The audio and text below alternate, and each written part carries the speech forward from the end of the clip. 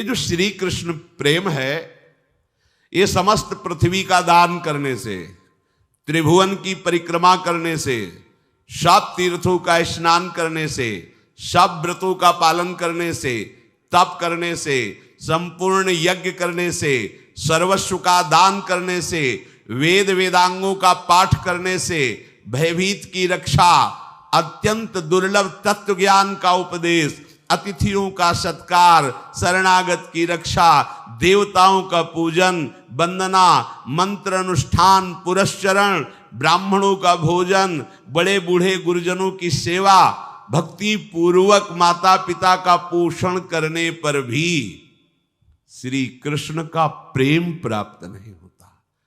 प्रेम किसको प्राप्त होता है? जिसने एकमात्र इनके चरणों का आश्रय ले लिया है। उसकी बराबरी 16वीं कला के समान ये सब नहीं है जो वर्णन किया, दान पुण्य अनुष्ठान, ये सब क्या आश्रय? आश्रय कैसा? अजात पक्ष इव मातरम खगा। 1000 बार सुना होगा, लाख बार सुना होगा, एक बार भी हृदय में बात नहीं उतारी तुमने। श्री कृष्ण चरणारविंद की ऐसी शरणागति जैसे घोंसले में बैठा हुआ बिना पंख का पंखहीन बच्चा केवल अपनी मां की तरफ देखता है, ऐसी शरणागति, इससे प्रेम प्राप्त होता है। ध्यान दीजिए, वो बच्चा उड़ नहीं सकता, उस बच्चा का कोई सहयोगी नहीं है। अगर उसकी मां लाकर उसके मुख में जल न डाले, दाना न डाले, चारा न डाले तो मर जाएगा। ऐसी शरणागति, एक भरोसो उस बच्चे का, एक बल, एक आस, एक विश्वास, बस वही उसकी मां। ऐसे ही प्रभु के, ये बहुत महिमामयी बात श्री जी कह रहे हैं उद्धव जी से। हमारे प्रीतम के प्रति जिसका ऐसा भाव है, ज्ञान उपदेश व्रत नियम संयम, इनका बल नहीं हृदय में, इनका बल है तो प्रेम नहीं। सब बल हारे को हरि नाम। अंतर हृदय से पक्षहीन पक्षी के बच्चे के समान एकमात्र भरोसा केवल प्रभु का नाम चिंतन करते हुए, प्रभु के बल से। यहां इतने इतने बलवान बुद्धिमान है शरणागत जन कि हमारी बुद्धि काम नहीं करती उनकी बातें सुन के, कि जिस बुद्धि से माया रूपी काई को हटाना, उसी बुद्धि से माया रूपी काई को अपने ऊपर ढक रहे हैं। ये बुद्धिमानी है। अरे बच्चे बनोगे तो गोद में बैठ के जाओगे, सयाने बनोगे तो कसौटी कस जाएगी, फिर तुम फेल हो जाओगे। ब्रह्मा भी कसौटी में पास नहीं हो सकते। जब हमारे ठाकुर अगर अपनी कसौटी लगाते हैं ना, तो ब्रह्मा शिव भी फेल हो जाते हैं। तुम क्या चीज हो, अपने लोग क्या चीज है। और बच्चा ही हजम कर पाएगा। भगवत रसिक जी कहते हैं, ये प्रेम रस सिंघनी का दूध है, ये स्वर्ण के पात्र में टिकेगा या बच्चा के पेट में, नहीं तो फाड़ के निकल जाएगा। है ललिता सखी उपासना है सिंहिन को छीर, है सिंहिन को छीर रहा है कुंदन के बासन, कै बच्चा के पेट और घट करे विनाशन। देख लो, और हो इसलिए तुम्हारा विनाश हो रहा है। प्रिया प्रीतम के प्रेम की बात नहीं, प्रिया प्रीतम के नाम की बात नहीं, प्रिया प्रीतम के लिए समर्पण नहीं। काई में फंस गया, काई में बटोर रहा है काई। ये त्रिगुणात्मिका माया ऐसी काई फेंकेगी, फिसल कर वहीं खड़े रहोगे। बच्चा बनो, बच्चा। बच्चा कैसा होता है? केवल मां के भरोसे होता है, केवल मां की अंगुली पकड़ के चलता है, मां के आंचल का। और उसको पता नहीं कि मां मेरी इतनी बलवान नहीं है, पर वो हर भय से बचने के लिए मां की हमारे को तो पता है कि मेरी मां कितनी बलवान है। काल भी थर्राता है जिसके भय से, वो है श्री कृष्ण। इनका आश्रय लेकर और किसी का आश्रय लेने की मन में चाह, अपनी बुद्धि का, अपने मन का नहीं। मई अर्पित मनोबुद्धिर, मेरे में अर्पित कर दो अपने मन बुद्धि को, नहीं अर्पित कर, प्रपंच में अर्पित है मन बुद्धि। प्रभु के चरणों की ये शरणागति से प्रेम प्राप्त होता है। श्री जी स्वयं उपदेश कर रहे हैं उद्धव जी को। तब इन्होंने सोचा प्रभु के समीप रहने पर भी मेरा ऐसा भाव नहीं आया जैसा भाव गोपी जनों की, इसलिए मुझे वृंदावन की घास बना दो। मनुष्य बनकर रहूं ऐसा तो मैं मांग ही नहीं सकता, मुझे यहां की लता बना दो, कोई औषधि बना दो। आप देखो उद्धव जी क्या बनना चाहते हैं और आप क्या बन के आए हो, मनुष्य बन के आए हो। उद्धव से भी बड़ा सौभाग्य तुम्हारा हो जाए यदि तुम लाडली जी की बात मान जाओ, यदि लाडली जी स्वरूपा गुरुदेव की बात मान जाओ, या लाडली जी के रस में डूबे रसिकों की बात मान जाओ। आहा, कैसे मेरे प्रीतम श्री कृष्ण, उद्धव जी को समझा रहे लाडली जी।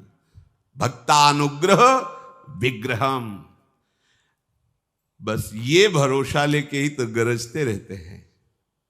भक्तानुग्रह विग्रहम, अपने भक्तों पर अनुग्रह करने के लिए वो विराजमान, केवल कृपा सिंधु, कृपा करने के लिए अपने जनों के लिए विराजमान है। आप डरो मत, वो पूर्ण परब्रह्म है, पूर्ण पर। उनकी लीला देखकर भ्रमित मत होना कि यशोदा जी की छड़ी से भयभीत हो जाता है, मेरी रक्षा क्या करेगा। जो यशोदा जी की रस्सियों से बंध रहा है वो बड़े बड़े परमहंसों को माया की रस्सियों से मुक्त करता है। जो यशोदा की छड़ी से डर रहा है उसकी भ्रकुट टेढ़ी हो जाए तो काल भी थर्रा जाए। ये नंद का लाला ऐसा ही नहीं है, ऐसा नहीं है। बस पूर्ण भरोसा जागृत हो जाए, सत्संग का यही फल है। प्रभु के प्रति समर्पित हो जाए, प्रभु के प्रति बड़ा बेईमान मन है। अरे अपने आराध्य देव से कपट करता है, आराध्य देव से छल करता है, धिक्कार है ऐसे मन को। जब मन को देखते ला तो लगता है आहा ये कितना नीच है। लाख बार समझाने पर भी प्रभु के विरुद्ध ही आचरण करने की ठानता है। पावर तो प्रभु का ही है ना, इसमें भी। इसलिए बहुत जल्दी, हमारे पास समय नहीं। जिनको ये लगता है कि हमारे पास बहुत समय है, श्री प्रहलाद जी महाराज के वचन सुन लीजिए। प्रहलाद जी महाराज कह रहे हैं सावधान, प्रहलाद जी बोल रहे हैं सावधान, तुम्हारे सिर पर मृत्यु बैठी, कहीं दूसरी जगह नहीं। बोले मृत्यु आएगी, आएगी नहीं, आ चुकी है। तुम्हारे साथ वो जलपान कर रही, तुम्हें पता नहीं। तुम्हारे साथ ही वो भोजन कर रही। तुम्हारा जो दिमाग है वही उसका अतिथि भवन है, वहीं बैठी है, वहीं ले जाएगी बैठ के, जा तुम्हारा विनाश करवाना है। समझ रहे हो? जैसी हो भवतव्यता तैसी बने सहाय, आप ना आवे ताहि पर ताहि तहा ले जाए। बुरी दशा आने के पहले बुद्धि बदली जाती है। वो तुम्हारी बुद्धि में ही बैठी है मृत्यु, अतिथि बन के, कहीं बाहर से नहीं आनी। ततो यतेत कुशला क्षेमाय भय माश्रितः, यदि कुशल चाहते हो, भय से बचना चाहते हो, दुखों से बचना चाहते हो, तो आप आश्रित हो जाओ हमारे प्रभु श्री हरि के, बचा लेंगे। तुम्हारी बुद्धि में मृत्यु बैठी हुई है। देखो ना, अब बोले हम तो करना नहीं चाहते, पता नहीं हमारी बुद्धि को क्या हुआ, मैंने ऐसा छू लिया, ऐसा देख लिया, ऐसा कर लिया, और बोले 20 वर्ष की सजा। पता नहीं बुद्धि में क्या, बोले फांसी की सजा, आजीवन कारावास, 5 मिनट की गलती पूरा जीवन बर्बाद। क्या हुआ? तुम्हारी बुद्धि में ये अतिथि बनकर बैठी थी, तुम्हारा विनाश कर दिया। तुम्हारे मन में ही उसका प्रभाव पड़ रहा है। सावधान, ये ऐसे दुश्मन नहीं कि बाहर आके लड़े, तुम्हारे अंदर ही बैठे हुए हैं। और अंदर के दुश्मनों को कोई बाहर का सहयोगी भगा नहीं सकता, चाहे जितना बड़ा अंग रक्षक रख लो। और जब मृत्यु अपना काम करेगी तो वही सूट कर देगा तुम्हें। जो तुम्हारी रक्षा करने के लिए प्रण लिए है, उसी की बुद्धि में मृत्यु आदेश करेगी और तुम्हें वही सूट कर देगा। जिनको तुमने पाल पोष के बड़ा किया है, मृत्यु उन्हीं से तुम्हारा गला कटवा देगी। जिनके लिए तुम जीवन समर्पित किए हो, मृत्यु वही तुम्हारे जीवन का नाश करने के लिए खड़ा कर देगी। जिस शरीर को तुम बलवान बना रहे हो, यही हाथ तुम्हारे को फांसी पे टंगवा देंगे, यही हाथ तुम्हें जहर खवा देंगे। होश में, कहीं बाहर कोई शत्रु नहीं, तुम्हारे अंदर बैठ गया है। कैसे हटाएं? बलवान को प्रवेश दो, नाम बलवान है, ये अंदर जाएगा, मार डंडे सबको बाहर कर देगा। विश्वास करो, हरि नाम राधा नाम अंदर जाएगा, ऐसा आक्रमण करेगा कि जितने सब बैठे ना छाती ताने हुए, काम क्रोध लोभ मोह मद मत्सर मृत्यु, सब भयभीत हो जाएंगे और भाग जाएंगे। पर आप नाम को इस तरह स्वीकार ही नहीं कर रहे। ओ 10-20 दिन से हम भी जप रहे हैं, कोई लाभ नहीं मिल रहा है। अनंत जन्मों से पुण्य और पाप के कर्म में फंसे हुए हो, 10-5 दिन में तुम लाभ चाह रहे हो जाए, इससे भी लाभ होगा। आगे बढ़कर के देखो तब आपको पता चलेगा। श्री प्रहलाद जी महाराज कह रहे हैं कि मुख फैलाए हुए मृत्यु बैठी हुई है, बस वहां से जैसे फांसी में होता है ना, मुंह में कपड़ा डाल दिया, गले में रस्सी डाल दी, बिल्कुल घड़ी पे नजर है, सब अधिकारी जन खड़े और जे ही सुई वहां पहुंची खत्म। बस ऐसे ही काल बिल्कुल खड़ा चिंतन में है। काल माने समय, इतना सेकंड बचा, मृत्यु फंसा रही, खत्म, बस खत्म। खड़ा एक्सीडेंट हो, दिल फेल हो गया, उसका 1 सेकंड में हिसाब, कब शरीर चला जाए इसलिए पता नहीं। पुंसो वर्ष शतम आयुष तदर्थम चा अजितात्मना। ये जो बड़ी ठसक में है कि अभी तो हम जवान हैं, अभी हमारा भोगों के भोगने का समय, भजन का समय नहीं। प्रहलाद जी कह रहे सुनो, मनुष्य की पूरी आयु 100 वर्ष है, वर्ष शतम 100 वर्ष। कोई बहुत ही सुकृतवान पुण्य आगे का होता है तो 110, या योगी जन अपनी श्वासों को बचाकर आगे बढ़ा सकते हैं। जैसे 14 वर्ष का चांगदेव जी, 1400 वर्ष का चांगदेव जी थे।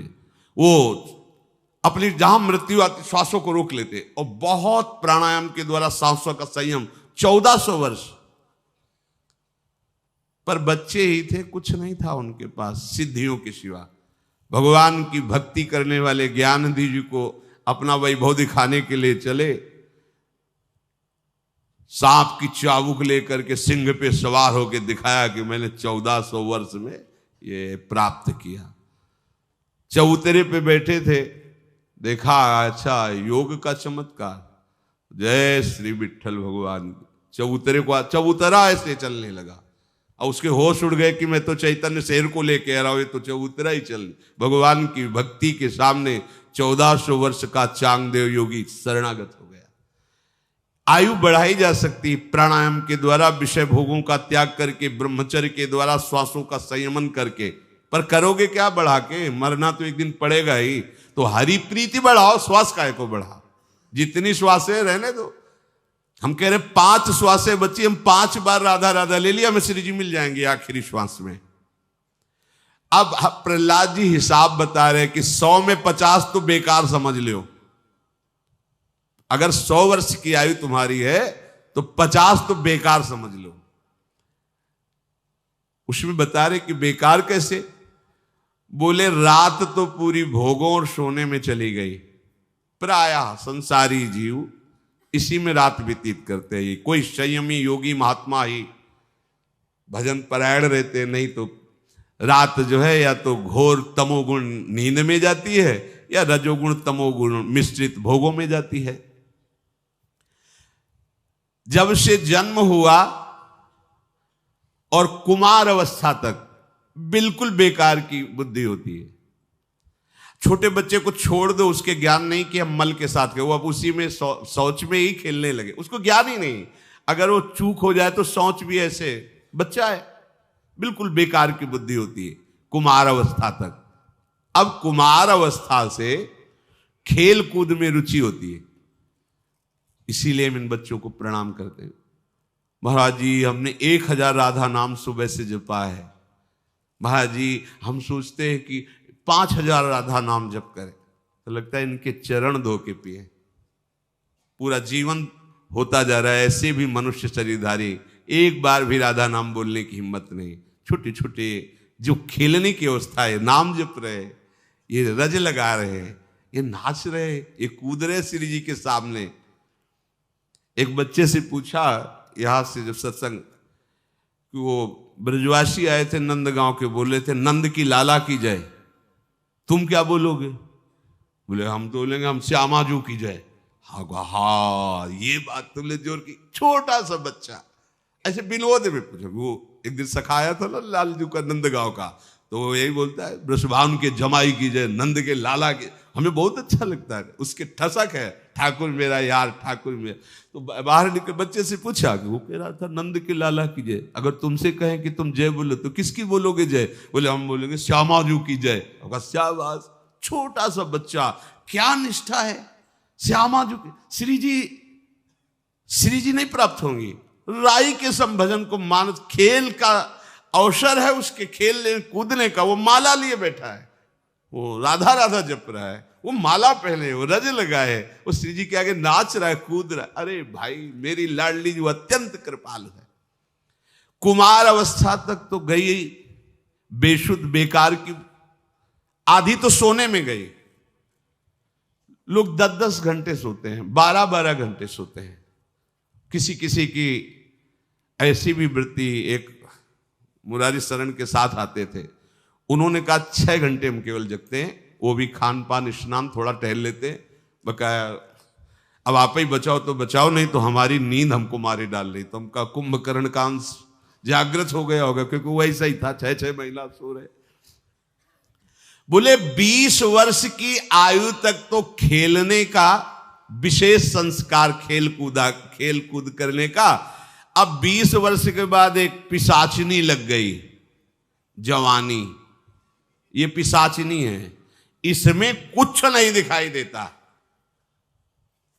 फिर हम आपको कहेंगे ये जो 18 से लेके 20, 25, 35 तक है ना, इनसे जैसे कोई गलती हमें बताई जाती, कोई मानते हैं गलती होगी, क्योंकि ये सिद्ध नहीं है, ये सब बच्चे हैं, ये हॉस्टल से आए हुए बच्चे हैं।